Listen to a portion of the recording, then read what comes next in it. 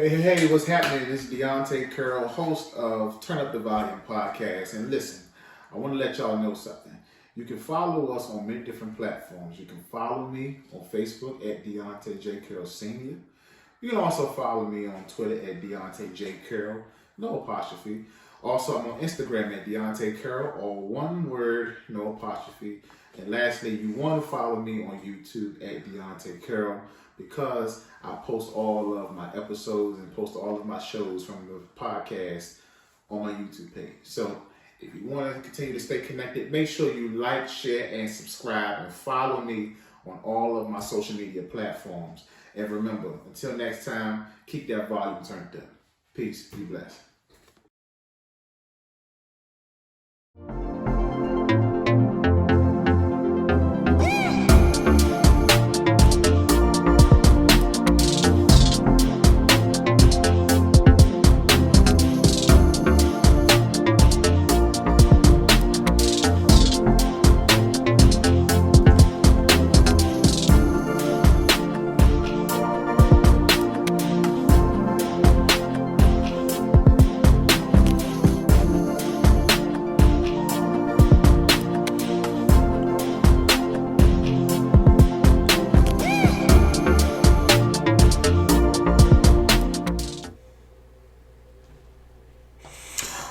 Good evening, good evening. What's happening? What's happening? I am Reverend Deontay Carroll, host of Turn Up the Volume podcast, and I'm excited, elated, ecstatic, all that good stuff to be here again for another edition. I say this every week, but I'm for real. I don't even know how many episodes I'm in this podcast, but I'm just having the time of my life, and I'm just glad that the Lord has decided to keep me alive yet another week to be able to come here and to bring you guys something positive, something good, something that is going to do our community, our black church some good.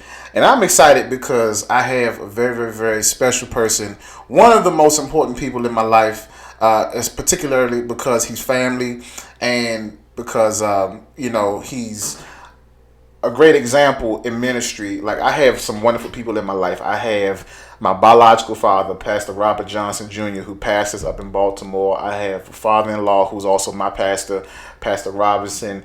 I have uncles. My aunt, Reverend Pam Yerby Hammock, Aunt Gwendolyn Brooks. I can go down the list. But I decided to bring one of my uncles here. He's a pastor. He pastors City of Abraham Church and Ministries in Baltimore, Maryland, right on North Avenue. And I figured that it was a great idea to bring him to have this conversation, passing the baton, preparing the next generation, because he has a story that's very unique and he knows what it's like to have a baton passed down to him. And I wanted to kind of pick his brain, and I call him from time to time, and I really try to pick his brain, and to see what he has to say about a lot of different things. And so I ain't even going to, hold him in the queue a little bit any longer, but I want to introduce to y'all my Uncle Richie. I call him Uncle Richie, but he's Pastor Richard to y'all. What's up, Uncle? What's up, man? What's going on? Look, man, I'm glad to have you on here, man. I'm glad to have you.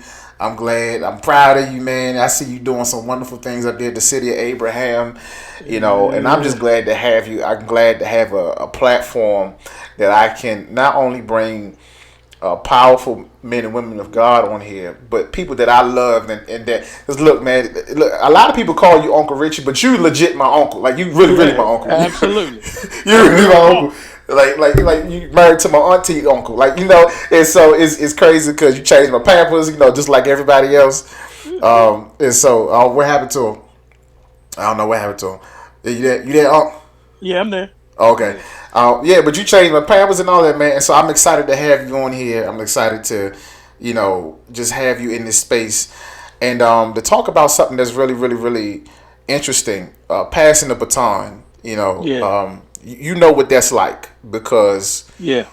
your dad, my grandfather, Pastor Yerby, and I just want to show this picture. This you and Pop there. We call him Pop affectionately. Man, I can't see you, man. What's going on? Huh? I can't see y'all. Can you see the picture? No, I can't see nothing. I want to see that picture. I hear you, though. Oh, okay. But I'm back on here though. But I can see you though. I don't know what happened on your end, Okay. but I can see you As though. long as y'all can see me. Yeah, I can see you. I can see you. But nonetheless though, like you had a baton passed down to you, and Yeah. it was interesting because like a year or two ago, I was talking to my dad, Pastor Robert Johnson, up in Baltimore, Hmm. and I was picking his brain, asking him, because I always thought, now that I'm a little older in ministry, I can appreciate who your dad, Pastor Yerby, was, in ministry. Like when I look back, I look at he had like a warehouse full of preachers, right? That's Yeah. what I used to always say. He had a warehouse full of preachers, and I mean, he had men, women, and all of y'all were in your own right powerhouses, and he trained you guys up. He gave each one of y'all opportunities to preach, to do different things, and to lead different auxiliaries and things like that. And one thing that was very interesting was I saw how he passed the baton to you. And I heard Hmm. the stories, and one of the things that was interesting that my dad talked about, and I'm gonna let you tell your own story, but Hmm. you had a baton passed down to you. So tell us what was your story like? Well, like did he have a succession plan? Did he prepare? Did he always talk about it? Because I feel like a lot of times there's a disconnect between sometimes with the older generation and the younger generation, my generation, the millennial generation, whereas there's a disconnect, and sometimes the younger generation it's always said that we don't like to listen, we're not ready, Hmm. all kind of stuff I've heard over the last several years. But somebody that like you're a generation above mine. So Hmm. what was that like for you to have a baton passed down to you, and how did he prepare that? Well, man, first of all, my dad, first of all, I want to say thank you so much, nephew, for allowing me to come Yeah, no on problem, here no problem. today. I really appreciate and I respect you, man. You're doing an awesome work for the kingdom of God. So I just want you to know, man, I'm grateful and I thank God for you, man. And you keep doing what you're doing, man. And I want you to know I love you, man. I love you Okay, now too, get Arthur. back to getting the pop, man. Let me tell you something about my dad. My dad Yeah. is a very wise man. When it was the transition, what my father did was he got 12 people in the church, Okay. 12 people, and it was me, it was your dad, Pastor Johnson, Pastor Gwen Brooks. Okay. All of us were like his children. He kept us all at the same plateau, even though I was his blood. Robert was his son, Gwen was his daughter. So all three of us did not know who were the 12 people in the church watching us for a whole year. They were watching us for a whole year, studying us. Now, in the process, Pop telling us all this was going to happen, I'm thinking to myself, nephew, I'm not going to get it right off the muscle. And the reason why I said that, because I was just the knucklehead of the bunch. You know Wow. what I mean? I thought, I'm not going to lie, I was the knucklehead. I got a crazy past. You know what I We mean? all So, do. yeah, so I'm thinking Pastor Johnson is probably going to get it. Yeah. Pastor Johnson, that was my dog. We ran together, but he never did crazy stuff like he was my driver. He was my driver when I got high. I'm just going to let y'all know that. He was my driver. But the thing of it is, I'm thinking that Pastor Johnson is going to get it. So in the process of this whole year, me and my wife, shout out to my wife Delia, My but auntie. Hey, auntie. we were contemplating on moving to Atlanta, Georgia. That was Oh, I our never knew plan. that. Yeah, me and my wife was ready to move because we was going back and forth. I was singing with the choir boys, so every time we would go back and forth to Atlanta, Georgia, and I love it. I still love it to this day. I like the way of living down there. So me and my wife was in the process thinking about, okay, let's move there, let's start a new life. Only to find out that when the year came, that time came to announce, my father put all of us in the office and he said, okay, I'm gonna tell you who's gonna be the next pastor. And he looked at me and said, you're gonna be the next pastor. And I'm saying, my mind, I'm saying, no, I don't want to be the next pastor. You know what I mean? And I'm not gonna stand there and lie. And I'm be truthful with you, nephew. I have a big problem with people that are so excited about being pastors. You Yeah. know what I mean? Yeah, God called me to be a pastor. I'm so excited when God called. It seemed like when God called everyone in the Bible, it seemed like everybody was like, "Hey, I can't talk. I'm not good I at got this. You something know what I going mean? on. Yeah.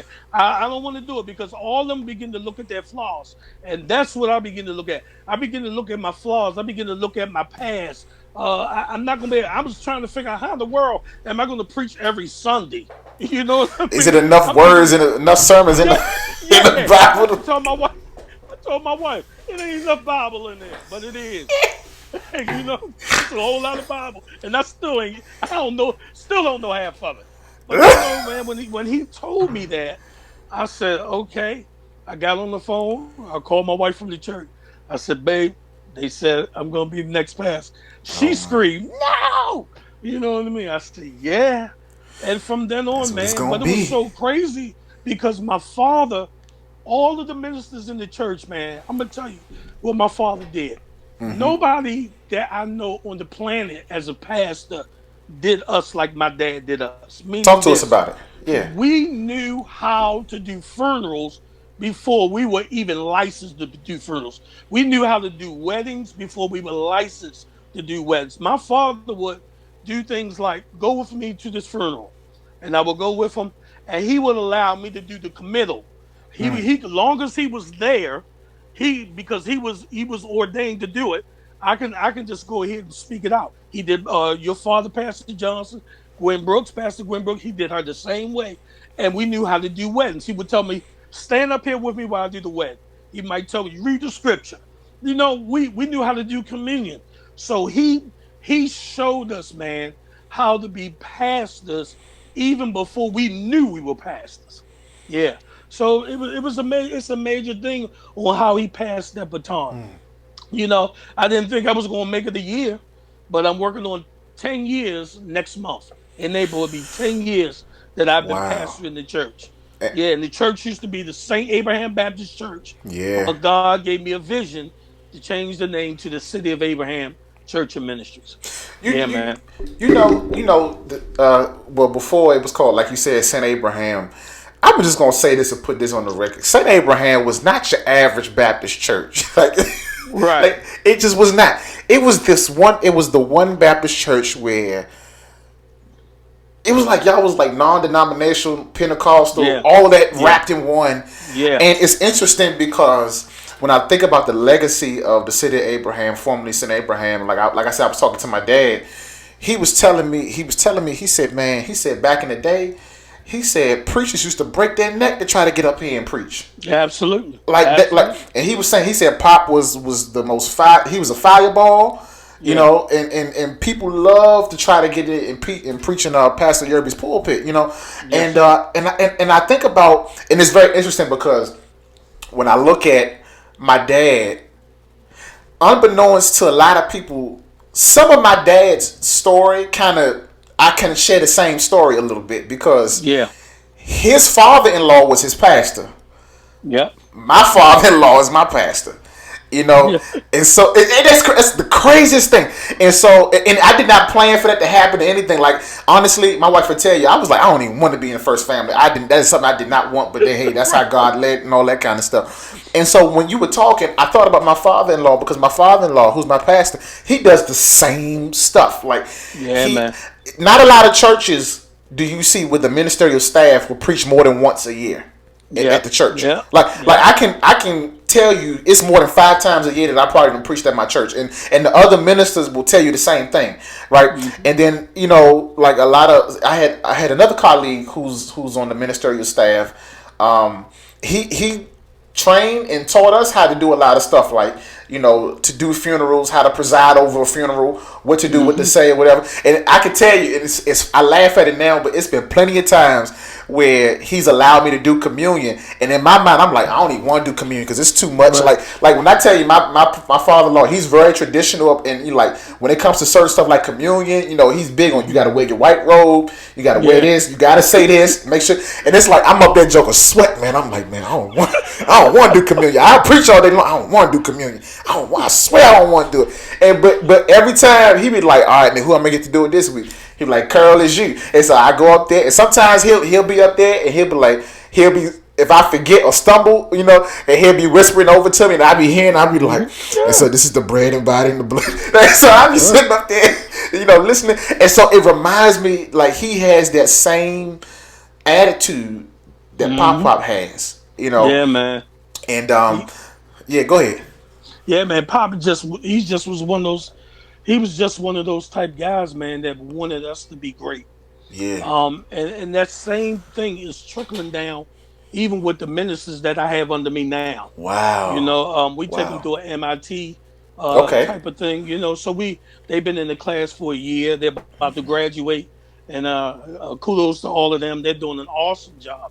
But we are teaching them, man. And Executive Pastor Pam has been doing a great job, I love man, my auntie teaching Aunt them Pam. the ins and outs, man, of what to do in ministry. And one thing I want them to do, we're type of people like this. I'm funny with stuff like this. If I ask you to pray, don't sing a song. You understand what I'm saying? If We've I seen ask it you to before though. read the We've seen that scripture, happen though. yeah, I don't like that because I like order in the church. Yeah. You know what I mean? And I just don't like when people just be up and just busting out and all that kind of stuff. I don't want my leaders to be like that. I want Yeah. them to be able to know what's going on because that's what my father taught us. He taught us, man. And I'm gonna tell you, man, I thank God for him, man, because all of us across the board, man, man, Pastor Johnson, he's like one of my favorite preachers, man. And he knows that. You know what I mean? Pastor Yeah. Gwen Brooks, awesome. My sister Pam, oh my God, man, Listen, hold they're up before you ridiculous before in you their own finish right. before you finish. I had Mm, before I got married, we had Aunt Pam come to mm, my church, and she yeah, preached at our church. And when it's I still tell standing. you, huh? It's still standing. Man, I don't Your even think church is, they still trying to put the tag together to give her the bill, but yeah, but and so it was like they loved Aunt Pam, and it was like, yes, sir. and I told her if you ask her, she'll tell you I said this. I whispered to her after it was over. I said, "Pop would be so proud of you." I Yeah, said, yeah. and I'm like, and I look at her, and I was so proud to be her nephew.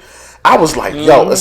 and it was crazy because I had my chest stuck out. I was like, see, this is where I come from. This is the breed Yeah, that yeah, because even though when I would visit my dad, I didn't come every week, but when I was there, I paid attention to a lot of stuff. I paid yeah, it yeah. like it was times where you was leading the choir, you was preaching, you was singing. Hmm. Pam Yeah. might have been presiding one particular Sunday. Hmm. Gwen, she might have been presiding. And I always say Hmm. this, and I got this song from her. I love that song. Put your mind on Jesus. I swear I do. Sir. You know, Yeah. man. And so it's like that's what I have. And I told you Hmm. this on the phone call that you and I had a while ago. I said that's why I want to cherish y'all while I still got y'all, because Yeah, man. y'all still young, really, in ministry. Like, Yeah, yeah. even though y'all my dad, aunts, and uncles, y'all still young, and it's a Hmm. lot. And I may not be able to have those conversations with Pop, like y'all had, but Yeah, nonetheless, he passed that stuff down to y'all, and I can get yeah, it from man. y'all. And so Yes.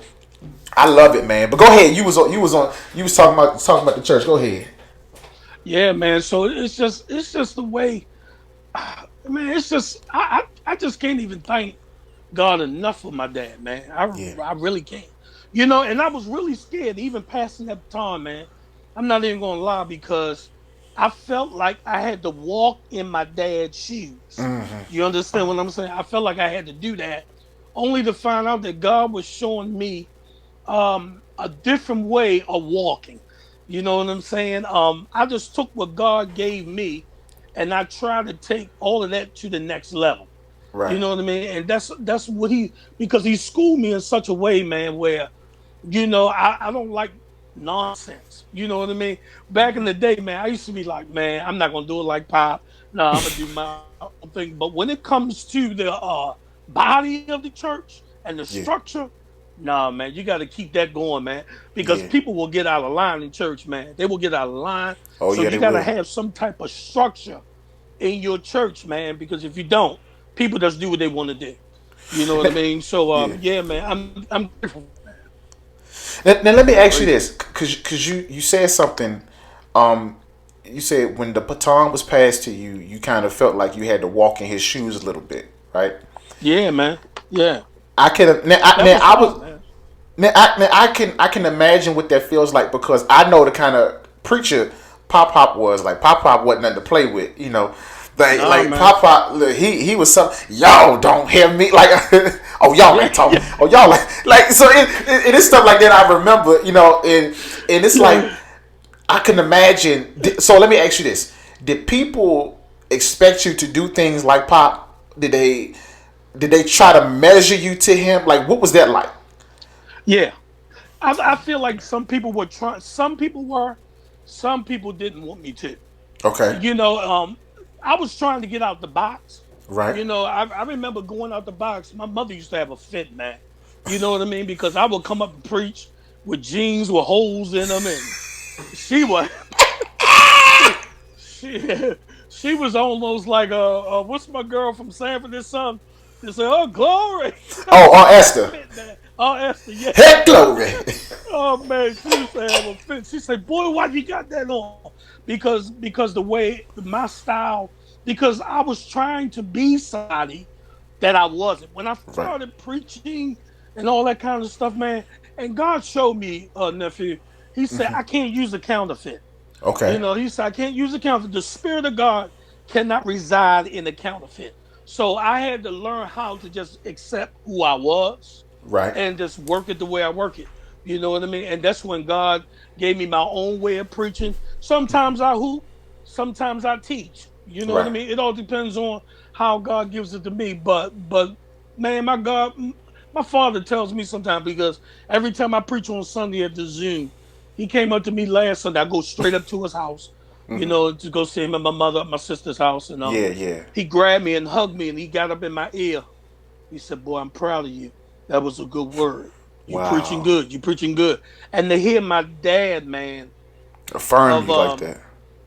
yeah, dog, this thing almost making me tear up now. Of 88 years old to hug me tight, small in stature, Yeah. just to hear older elder, because them seasoned preachers, man, they sometimes they can be hard on the younger preachers. You know what I mean? Yeah. So Yeah. for him to grab me tight like this and said, "Boy, you preaching, you doing a good job." Yeah. Man, that was just, man, it just made me feel good. Yeah. So man, I'm grateful for him, man. And that passing the baton, the first one was a little difficult because people wanted me to change things right away. My father schooled me, man. I'm telling you. My father said, "Listen, I know you're gonna change some things." He said, "But don't change things right away." He said, "Just don't come in church and say, okay, this boom, we're gonna do this, we're gonna do this." He said, "Don't do that." And I didn't. I think maybe like a year or two, I kept everything pretty much the same way. And then gradually I started grabbing little things, putting little things this way and that way. But yeah, I never changed, because that kind of scares the people, especially the ones that have to deal with the fact that we dealing with young Yerby now and not senior Yerby. Yeah. So it's a difference, man. So, but now I'm at a place, and it took a long time for the people to respond to me as pastor. You know Right. what I mean? They would come up to me and say, "Hey, Rich, hey, Uncle Rich, hey, what's up, dog?" You know what I mean? Because I was raised in that church, Right. so I've been in that church all my life, man. And for people, and God, I never forget, man. I heard God clearly. God just told me, He said, "Just be consistent in being a pastor. Preach the gospel, love the people." And man, ever since I've been doing that, man, the people have really started to respect me as being the pastor of the city of Abraham. So it's just a blessing, man. So okay. So let me ask you this then, because sometimes when the baton is passed in a church, sometimes things go smoothly, and sometimes people struggle. Yeah. You are Dr. Yerby's son, your Mhm. biological son. Did some people struggle with the baton being passed to you? Because some people would say that was nepotism. And I'm only asking this because these are like real life stuff and issues and stuff that people feel Absolutely. sometimes.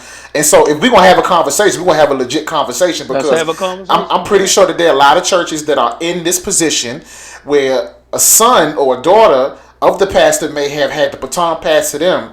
And sometimes people struggle because they feel like another person is more qualified, or whatever people be thinking a Hmm. lot of times. Sure.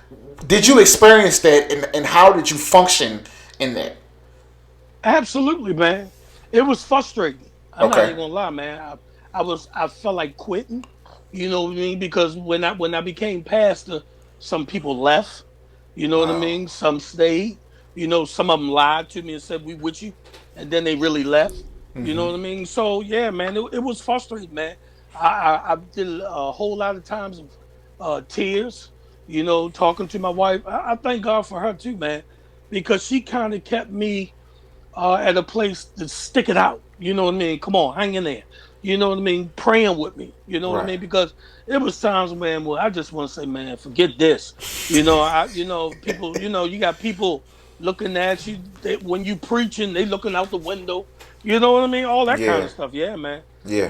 But God has grew me in such a way, man, where I'm like Dad now. My dad used to always say, "I'ma still preach even if you don't say Amen." That's how I am now. You know Yeah. what I mean? I've learned how to preach, and you ain't gotta say amen.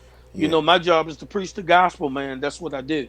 You Yeah. know what I mean? So yeah, it was very, very intense, very frustrating. It was times where I got angry. It was times where I wanted to say a few things.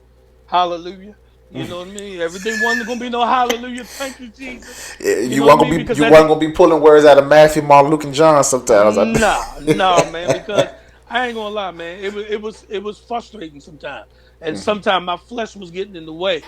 So but I had to be very careful of my flesh. Because the flesh will have a tendency to come out when you're in the pulpit. Oh And we my. can't let that Yeah. happen. You know what I mean? We cannot let that happen. Because one thing my father taught me, man, love the people. He ain't never telling people to love me back. He said, but Right. love those people. And that's what I do, man. That's what I do. I've Well. had people come up to me and told me in my face, I don't like the way you preach. Oh Yes. man. Yes, sir. Yes, sir. But it is what it is, man. That Did it belong hurt? that were members of the church. Yeah. Members of the church. Yes, Wow. sir. Members of the church looked at me and God told me, He said, this is of the devil. Immediately, God spoke to me and said, this is of the devil. You know what I mean? And I looked at the individual and said, well, God bless you. I'm sorry. I can't meet your standards. And one thing we got to know as preachers, man, we're not going to please everybody when we Everybody. preach. Everybody. Everybody's not going to give you an amen. But we just got to stay in our lane and do what God tells us to do. Yeah. Wow. Yeah, Wow. man. Wow. Passing the baton. So one thing that you said that was very interesting. You said, let's back up a little bit. You said Pop, your dad, Mm-hmm. Dr. Yerby, he had 12 people Mm-hmm. that were looking at various, I guess, that were looking at y'all, you and Yeah. your colleagues, your brothers and sisters, my dad, Mm-hmm. Aunt Gwenny, and they were. Did he say what they were looking for? They Because was, I believe they was looking for. He never said it, but I believe that they was looking for the integrity in us. I okay, believe they were just looking at how we were living, our lifestyle, and because God, and because Pop was so close to everybody, he could have just chose who he wanted to. Hey, Robert, you're gonna be Pastor Rich, you're gonna be it. Gwen, you're gonna be it. But he did not want to be in that because he didn't want none of us to be upset with him. You know what I mean? So what he did was he just pretty much let everybody just say, "Hey, I'm gonna pick these 12 people." But we didn't know who the 12 people. From this day, I still don't know who they were. I ain't even gonna lie. I don't know if Pastor Johnson and Pastor Brooks know, but from this day on, I still don't know who was watching me, peeping behind benches, making sure we living right. So yeah, and man, that's what we did, man. But the thing of it is, there was no hard feelings. You know what I mean? Pastor Johnson is pastoring a great church. yeah. CCUBC. He got his own lane over there, Yeah, man. man, That's got his own lane. Boy, blowing up. He preaching hard. Pastor Brooks, she got New Life Church of Deliverance. yeah, She doing her thing. yeah. So yeah, man. But Yeah, and it seemed yeah, like it all worked out. Like it seemed like because everybody has their own. Each one of y'all have your own thing going on that yeah, y'all got. And it's like I can't even imagine my dad anywhere else other than the nah, center. I can't nah, because he has set a tone there, absolutely. and it's like you can tell that residue of Pop's, teaching and being groomed has fallen on him. And Hmm. you can just tell. Like I can just tell it. He got that old school with him. Yep. To where you can tell that even though his church is still a Baptist church, you can still tell that hey, that we Baptists on the outside by name, Hmm. but on the inside we move totally different than Yeah. a lot of typical traditional Baptist move. You know how they function and operate. You know, and so and I think that's very interesting that your dad he had. It sounds like he had some sort of succession plan, or he thought Yeah. about retiring somewhere down the line. So let me ask you this then. So, and I'm pretty sure, and I think I know what your answer probably would be, but I'm gonna ask you anyway.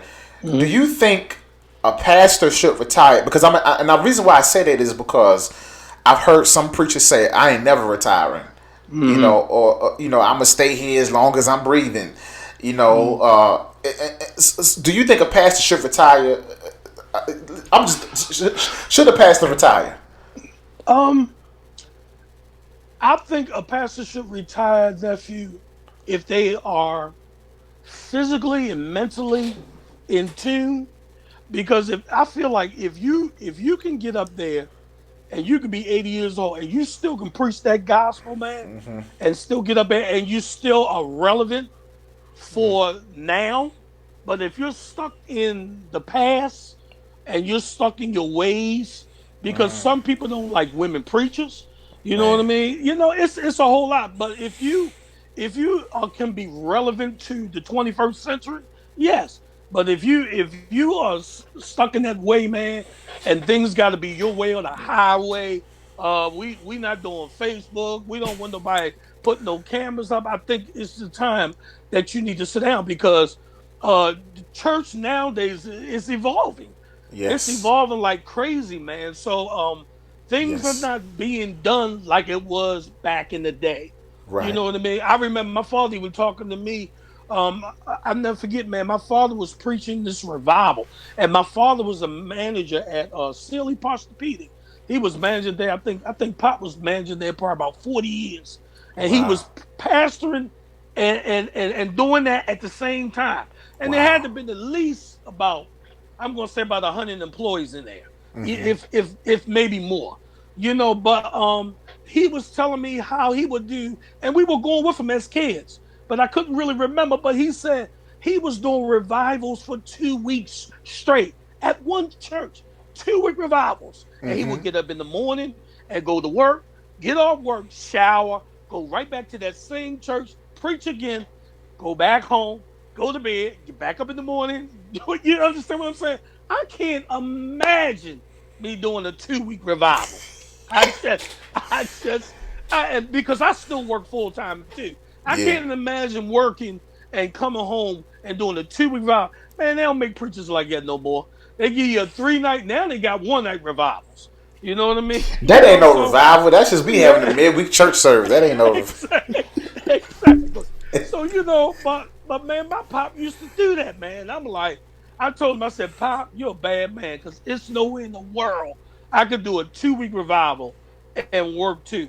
Nah, it's not happening. And back then, the money that they were getting too, nah, it wasn't happening, man. So yeah, man. But it's.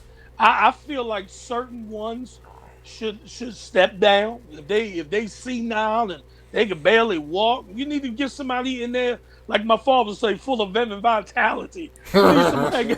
You need to get somebody with some strength, man. You know what I mean? But my father knew, hey, I'm getting older. You know what I mean? It was like I'm getting older, and it was like he needed to have a succession plan. He put it in place. You know Right. what I mean? And it wasn't like he sat down at that time, but when it was time, it was already in place, man. I never forget it, man. They even when I was about to take over, man, they remodeled the whole entire church and they did all this stuff, man. Put new carpet down, painted.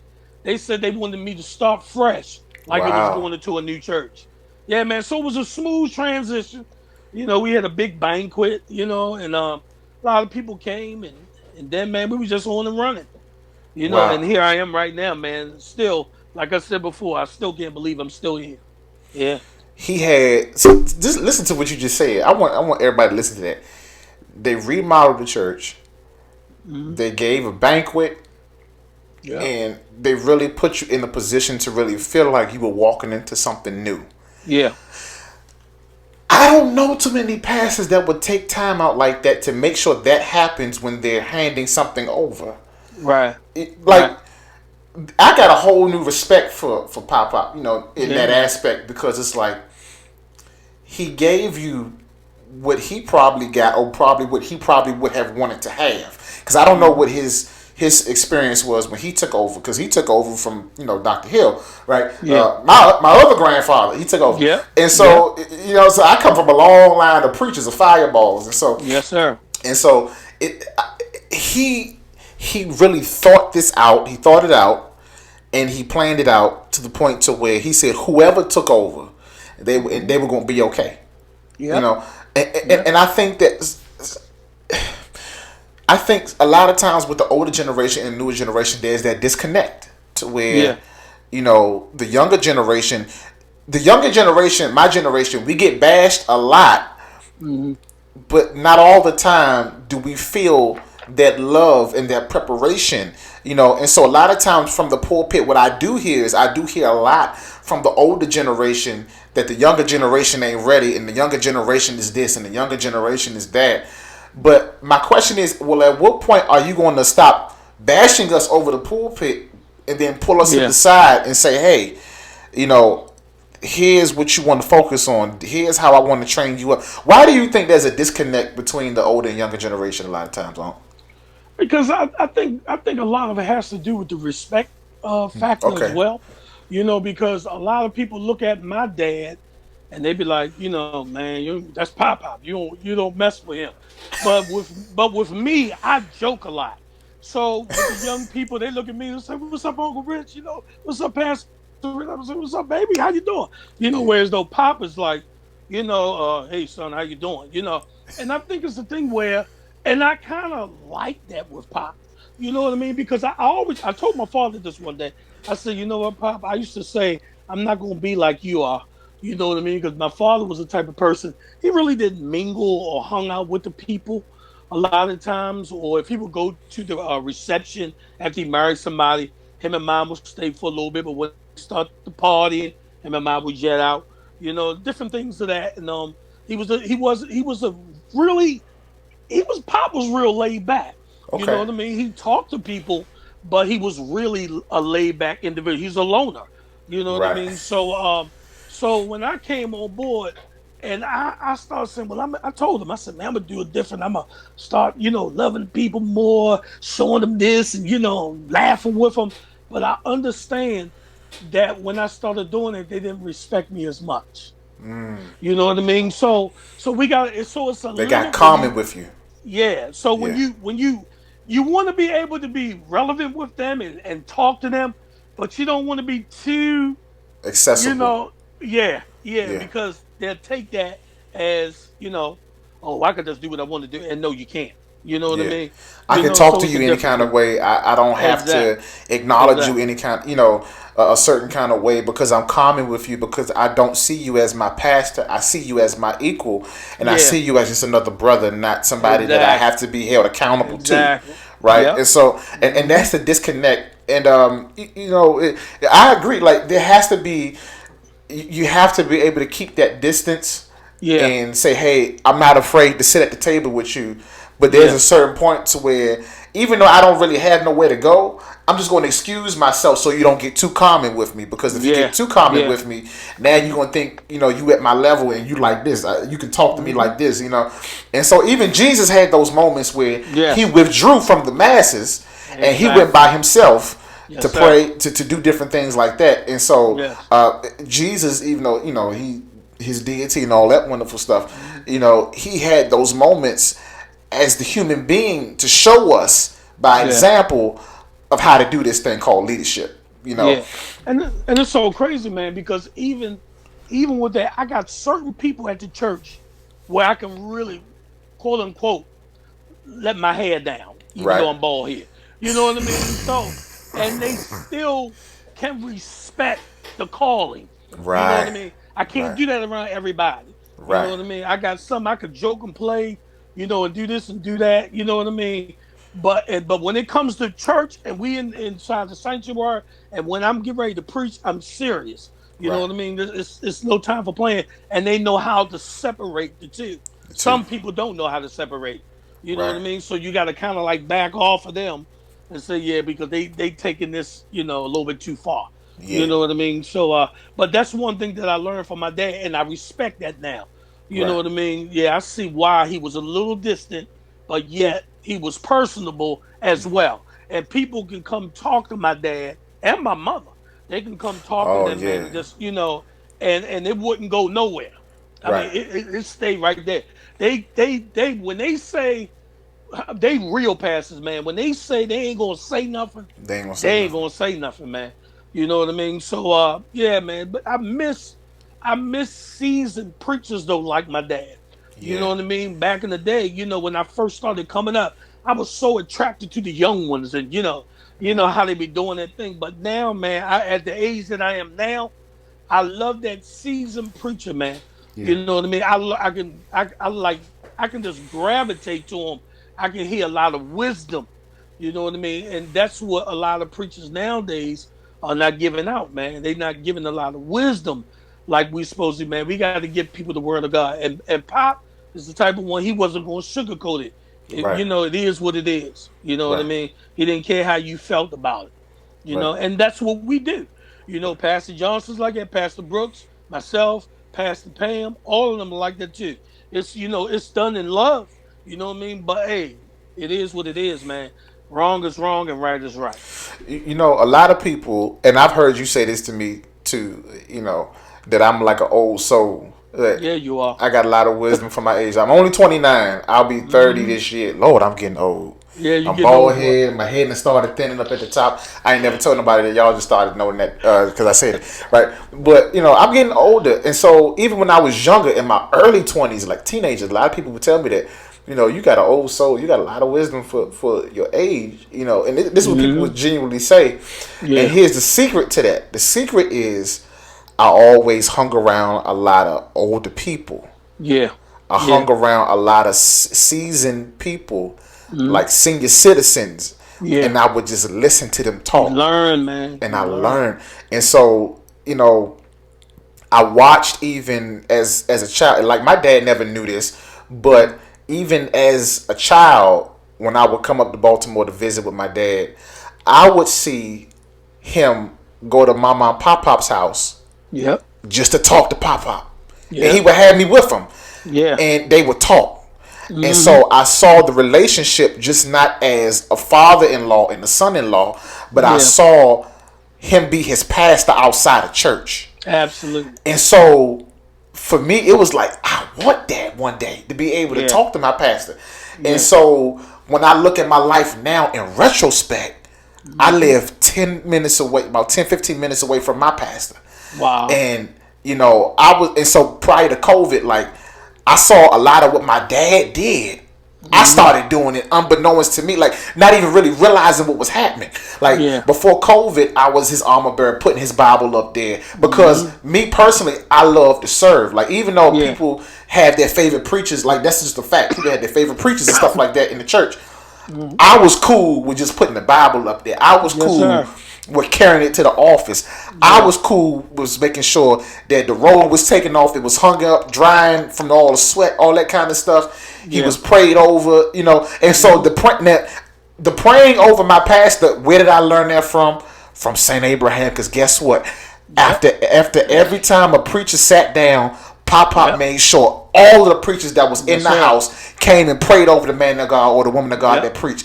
I learned that from North Avenue, even Yes, though I sir. wasn't there on a weekly basis, Yeah. right? And Yeah. so a lot of times people look at the stuff that I do at my church and they be like, "Where did you learn that from?"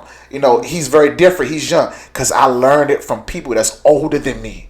I Yeah, learned man. that from Pop. Even Hmm. though I wasn't there all the time, but a lot of stuff that residue was on Deontay, and Yeah. so I appreciate that because Yeah. now I know how to take care of the pastor Yeah. or whoever I'm serving, and so Hmm. wherever I was in church, whoever church I was attending at the time, I was always like that, you Yeah. know. And so for me, that's what it's like to groom yourself to be able to take the baton. And sometimes the Absolutely. baton is not always to be the next pastor, but to be Right. a leader in whatever it is that you do. Yes.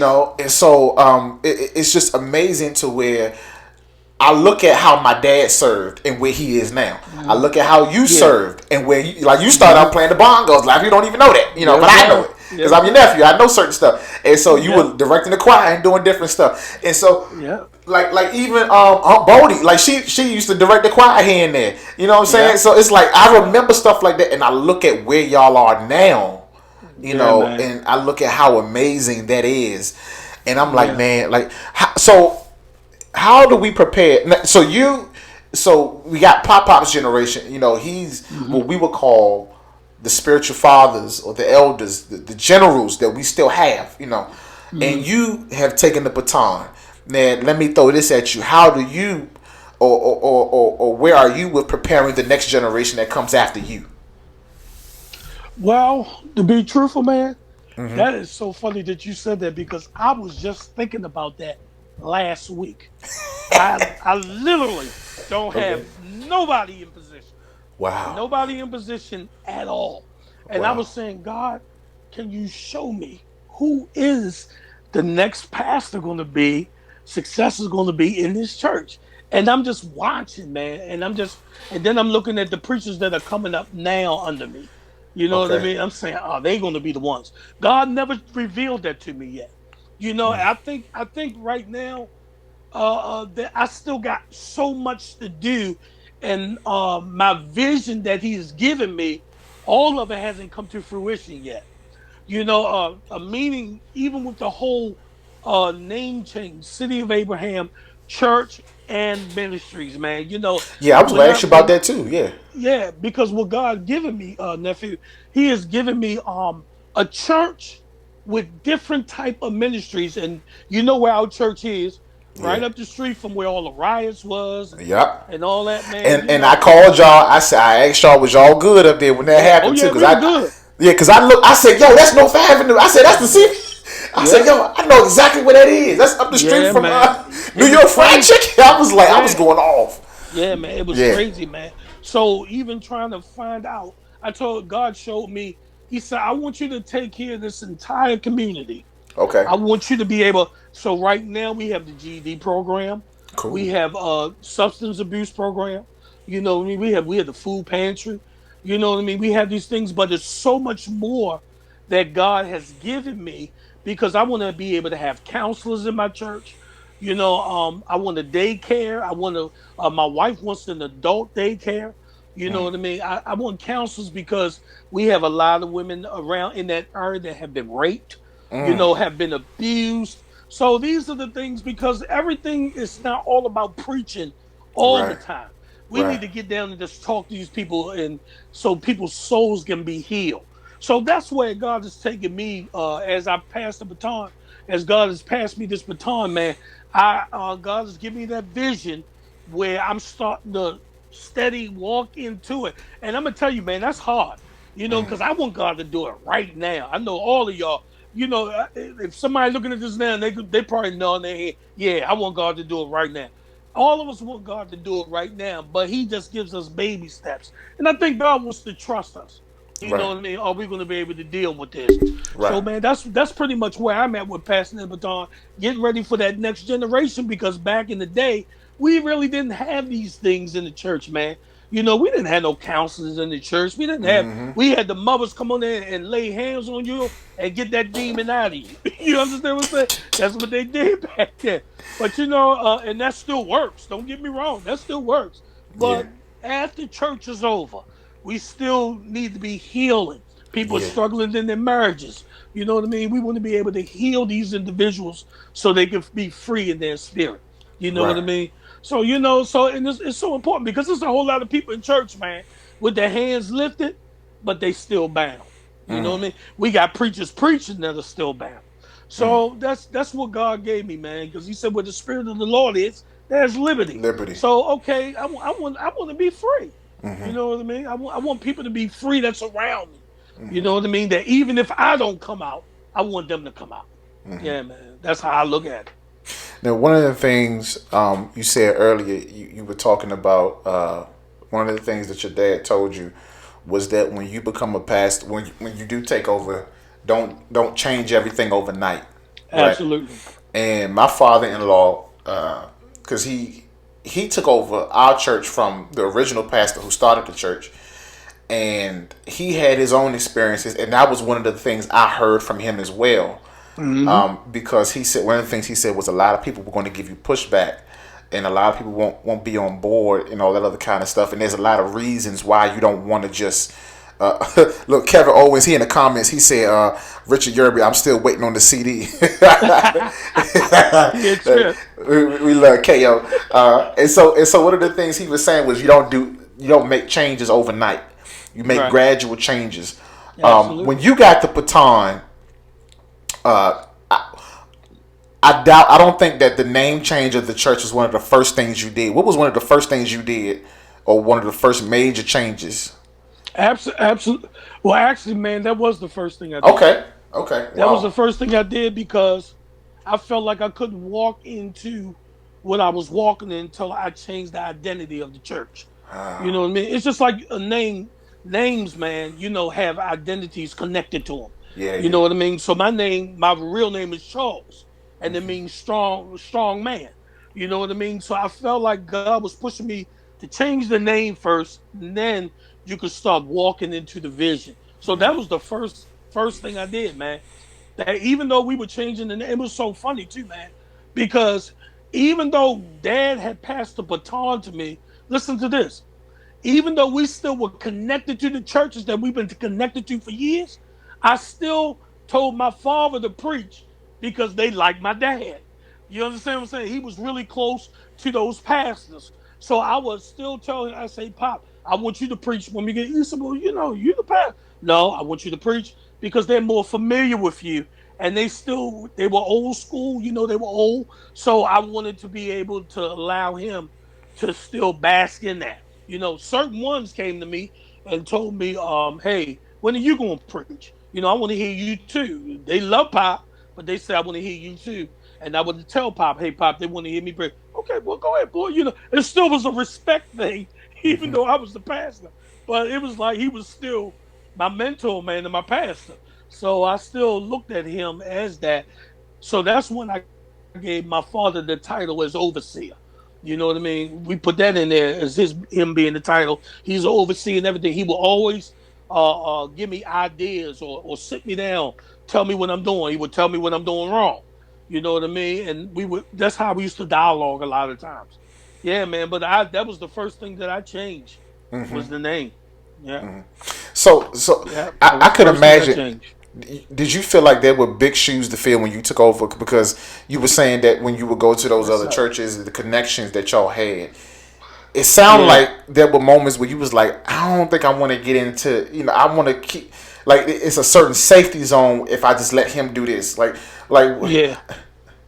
did you feel like there were Yeah. big shoes to fill? Yeah, man. If I felt like it was big shoes to fill, and not only that, I'm not gonna sit there and lie, man. I wasn't. I'm like you, man. I was the type of person I like to sit in the back. You know I what I love it. mean? Well, I when I love it. say sit in the back, now in the back row, but I was cool doing praise and worship, man, singing and all that. Pastoring and preaching. That's when God took me out my comfort zone. You know what I mean? So I was always saying, "Hey, Pop, hey, they familiar with you. You can go ahead and preach there." Just like Pastor Groves, rest his soul, Pop and him were the great friends, man. And for years, man, when we would go down there, and I was the pastor, I would let my dad preach. I might would preside, because he would always, Pastor Groves would tell us, hey, you can go and preside for the service. I would preside. I would read my dad's scripture, you know what I mean? And he would get up there and preach. And he would thank me, hey, thank you for allowing me to preach. Because I didn't want my father, I was still wanting him to preach too. Because I didn't want my father to think that I was trying to kick him to the curb. And I Stay wasn't doing right that. there. Yeah. Stay right there. Yeah. So what happens a lot of times is, and that's another thing, because now you segueing into another question I had, because sometimes when the baton is passed, we kick the older generation to the curb, Yeah. and we forget all about them Hmm. to the point Yeah. to where um, they just on the side, like, oh, that used to be the Yeah. pastor, that used to be, Yeah. the old pastor or what have you. Hmm. But that wasn't your story. Yeah. No. That wasn't your story. No, And man. so the reality of it is, you got to a place to where you said, "Hey, I'm going to, make sure Pop is taken care of. Yeah. Make sure Mm-hmm. Pop is taken care of." And Mm-hmm. so the crazy thing about that is, you really looked out for him, and you Yeah. really made sure that Yeah. up until this day that hey, he still looked after, he still come up here, Yeah. and he Mm-hmm. still talk to the people, and he still Yeah. minister. He can Yep. still say some stuff. Say here, say this, or say that. And so Mm-hmm. that's very important. Yeah, man. It's very important, man, because even like when Pop stepped down, financially, we was still, we got to make sure Pop is good. You know what I mean? Like I said, I still work. You know what I mean? But I wanted to make sure my mother and father were okay. My dad did this for 40 years, man. You know what I mean? And the church took care of him for 40 years. And I didn't want to just say, oh, swoop, let's snatch that from. Nah, we're not doing that. He's the overseer of the church. This man is sold in all of our lives. Nah, I couldn't do it. It was just to the point where mom and dad were just like, nah, we're not doing it no more. The money go there, we're gonna be all right. Which I don't see how mom and dad do. They look I, I swear they millionaires. They always tell me they broke. But I wanted to make sure that my dad was okay, man, and I didn't want him to feel like he was going to be neglected, and then even now, man, he can't do as much as he used to, you know what I mean? But every now and then, man, when we having Bible study, I say, Pop, can you pray us out? You know what I mean? And just we need to hear from. Can you just say something? I never forget, man, when Pop really got sick. And one time he had came to church, man. I kid you not, bro. This make you want to cry and laugh at the same time. My father, man, I got my father to get up to say something, and my father started quoting the entire Psalms 34. And when he started quoting it, because he had the aneurysm, the bleeding on the brain, Right, right. but he started quoting Psalms 34, man, and the church gradually everybody started standing. And the church was in an uproar. I mean, I'm talking about, now, mind you, now I haven't preached yet, man. I haven't preached yet. So I'm looking at this like, this dude that's read the entire chapter of Psalms 34 daggone there, and the church is done. And you know what I did? I told them he gets the offer today. That man preached. Because after him doing that, man, and seeing where he came from, and for him to quote that scripture like that, I could barely keep a scripture in my head. And I got to say, you know what I mean? My mind's, Right. but you talking about the man that had blood on his brain, man. But man, that's one thing I admire about him, man. And that scripture says, thy word have I hid in my heart that I might not sin against thee, man. He got that word in his heart, in his belly. And man, one thing about it, he might not remember a lot of stuff, but one thing he will remember is that word of God. Yeah, man. And that's one thing I love about him. Wow. Yeah, man. So one last thing on, what advice would you have to somebody so it's a two-part question. What Okay. advice do you have to somebody who's considering passing a baton, and then what's advice that you would have to somebody who's about to take a baton? Man, first of all, man, I would, if they're about contemplating on passing, I would tell them to seek God in a real way. Because it's nothing to be played with.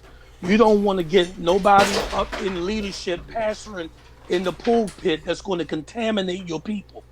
That's one thing that's very important. So that's something that you really got to labor before God to make sure that you're hearing God speak to you so that you can pass the baton to the right individual. Not because he look good in the suit, not because she dressed, got a nice big hat on, but are they anointed enough, and are they going to love the people enough that they're going to preach the gospel to them every single Sunday, unadulterated. You know what I'm saying? That's preaching the unadulterated word of God and letting them know that Jesus loves them, man, because that's where it is. You know what I mean? To the other person that would be that's on that place of about to transition into pastoring, don't move too quick. Don't get in there and change everything too quick. Smooth it over because everybody is not happy that you're taking over. And that's just real. You understand what I'm saying? Yeah. So take your time. You know what I mean? Love the people. Love the people. Love the people, man. Loving the people can go so far. You understand what I'm saying? If you love on them people, man, and let them know that you care for them, be there for them. Don't come in there trying to be cocky and all that kind of stuff. Come in with humility and walk in the direction that your seasoned pastor walked into, and stay in that lane for a little while until God moves you and tell you otherwise. So that's my advice, man. That's my advice that I give to anybody because it's so crucial in this day and time, man. We do not want to contaminate the people in the house of God. We don't want to do that. Well, there you have it, Uncle Richie, man. Pastor Richard, I thank you so much. Man, thank you, nephew. I appreciate you, man. Thank you for the opportunity, man. I hope someone was blessed through what I said to once today, man. Bless you. Look, I thank you so much for coming on. I thank you for talking with me, and I thank you for telling me, some wonderful, amazing stories that we have that you have to share. About Pop and about his ministry and about his legacy. And Yeah. So do me one more thing. So tell the people where the church is. Tell them how they can follow you on social media and all Yeah. that good stuff and where to find you. Yeah, man. Our church is right on the corner of North Avenue and McCullough Street. It's 112426 West North Avenue. 112426 West North Avenue. If you want to follow me on Facebook, go to Richard Yerby, or you can go to our website, the church website. That's cityofabraham.org. Amen. Leave us a message there if you want to. Holler at us. Let us know that you heard the broadcast on the night. Amen. And we'll be talking to you real soon. Well, there you have it, my Uncle Richard Yerby. Listen, y'all do me a favor. Y'all go follow me on these platforms. Y'all follow me on Twitter Yeah. at Deontay J. Carroll right there. Also follow me on Facebook at Deontay J. Carroll Sr. or one apostrophe. Also, I'm on Instagram, y'all, at Deontay Carroll or one word. And then lastly, you want to follow me on YouTube because after I go on the air and after I have these wonderful conversations, I post these on my YouTube page, and it goes right there at Deontay Carroll.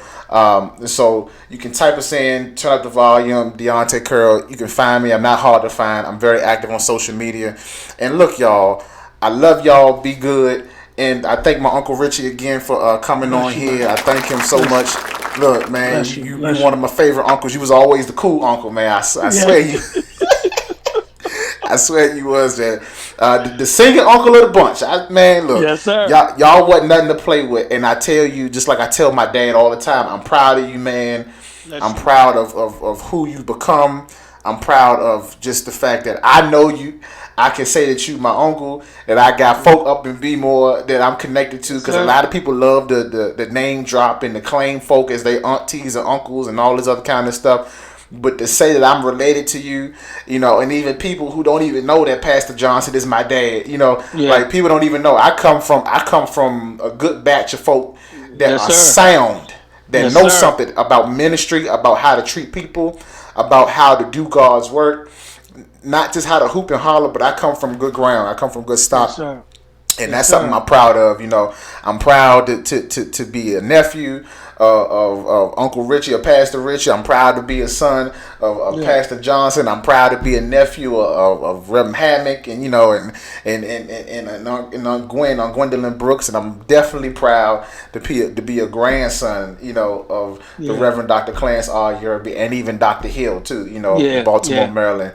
And I love y'all dearly. Listen, y'all stick around. Uncle Richie, hang tight for a second. I'm gonna chat with you, but let me close my show out. And y'all do me a favor. Until next time, keep that volume turned up and be blessed.